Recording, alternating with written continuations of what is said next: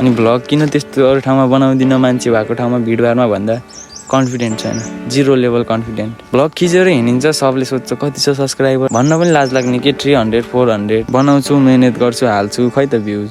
अस्ति video part 1 भनेर हाल्दै थिएँ, खै त्यसमा 50+ भ्युज छ। अनि के गर्ने है, 50+ भ्युजले त हामीले त्यत्रो मेहनत गरेको सबै आफ्नो मनै मरिदिन्छ क्या। अनि भिडियो बनाउने मन लाग्दैन क्या, सपोर्टै छैन क्या, सब भ्लगर निस्क्यो अनि कसलाई सपोर्ट गर्न सक्छ। अलिअलि भ्युज आइदिनु पऱ्यो, आफ्नो निरन्तर सब्सक्राइब प्लस हुन पऱ्यो, त्यति भएपछि त जस्तो ठाउँमा पनि कन्फिडेन्ट आउने रहेछ क्या। सब्सक्राइबर नभएपछि त भ्लग बनाउनु कन्फिडेन्ट नआउने के, लाज लाग्ने छ। त्यसले के भन्ने होला, यस्तो सब्सक्राइबर छैन, यस्तो दुःख गरी हिँडेर भन्ने हो कि यताउति भन्ने हो कि भने एकदम लाज लाग्ने क्या। म चाहिँ त्यो पोइन्टले अगाडि बढ्न नसक्या हो क्या। अलिअलि सब्सक्राइबर भेटाएको भए, मैले अलिअलि भ्युज भेटाएको भए चाहिँ म अगाडि बढ्थेँ क्या।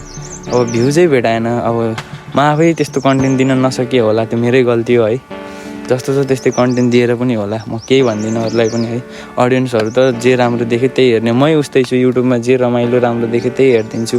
अब आफ्नो कोसिस बेस्ट गर्छु। मलाई कन्फिडेन्ट पनि एकदम 0 लेभलमा छ, कन्फिडेन्ट बढाउनु छ।